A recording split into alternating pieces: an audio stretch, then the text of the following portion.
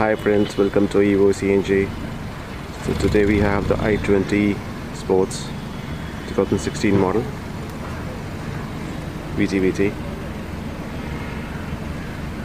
So what does this mean, VT? Friends, this is variable wall timing, the trademark of all new cars. These cars have got variable wall timing on petrol. That means for different speeds you have a variable advance angle for performance of the vehicle. So when you're using CNG, if you do not have a variable advance on CNG, then the performance may be low. So in such cars, a lot of people install static tap or the advancers to improve performance, because CNG takes time to ignite, it burns slower compared to petrol, so it requires an advance of ignition time. So normally people use a timing advancer to advance the wall timing so that more fuel goes in, and at precise time you have the right injections. So how do you solve this issue? Today we are going to discuss about dynamic.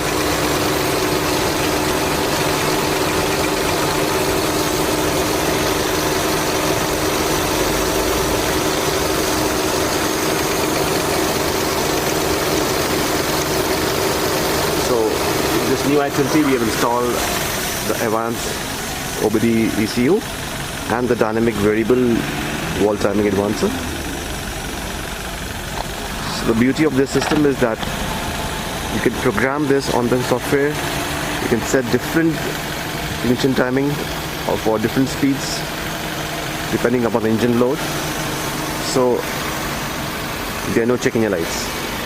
Normally you advance the car by advancing the crankshaft position sensor. So when you in these cars which have got variable wall timing, if you simply advance the CKP sensor or the crankshaft sensor, you'll normally have a check light or the mill light as you call it, because the camshaft sensors are not simultaneously advanced. So if you have a difference in advance timing of crankshaft and camshaft, you'll have checking your light coming in the car. So to improve this advancer, it connects the CKP as well as two CMP sensors present in the car. I'll show you where. So you have the CMP1, you have the CMP2 here. This car has got two camshaft sensors and one CKP sensor at the bottom. So this device, this advancer,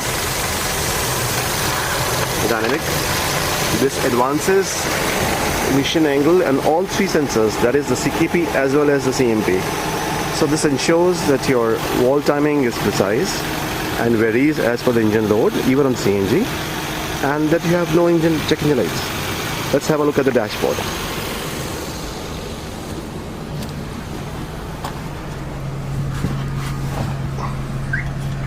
So here friends, you can have a look at the dashboard. So there is no check light.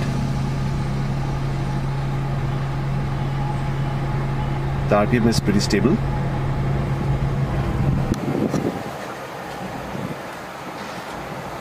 We are on CNG right now.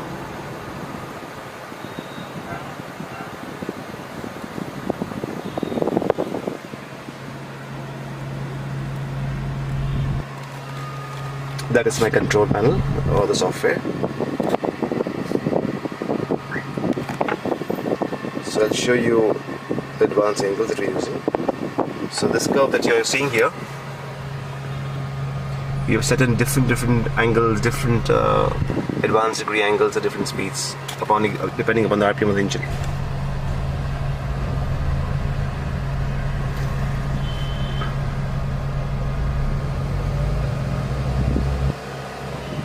So this ensures an excellent performance on CNG, almost similar to petrol, and without any disturbance to the car. So this is the only advancer which will be successful in such cars which have got variable wall timing. So you need to advance all the three crankshaft as well as camshaft sensors, and This ensures very good performance and increase in mileage. In fact, at times your mileage increment is fantastic. It's almost close to 20%, even more than that in some cars. So you should definitely install a dynamic variable wall timing advancer if you're opting for CNG in a newer car, and especially Hyundai cars, because in a car like i20 the power to weight ratio is lower. Means you got a heavier body using the same 1.2 engine, which ideally even a 1.2 Kappa i10 also uses. So this car actually demands a bigger engine, but of course what we have is what we need to improve. So in a car like 1.2 i20 or any other similar engine car, it's advisable to install a variable advance processor so that you have an excellent performance on CNG. This again is a newer car, done about 13,000 kilometers, and you have an excellent performance right here. So hope this helps. Thanks for watching. Do like the video. In case you have any comments, please share with us. Look forward to hear from you. Thanks for watching.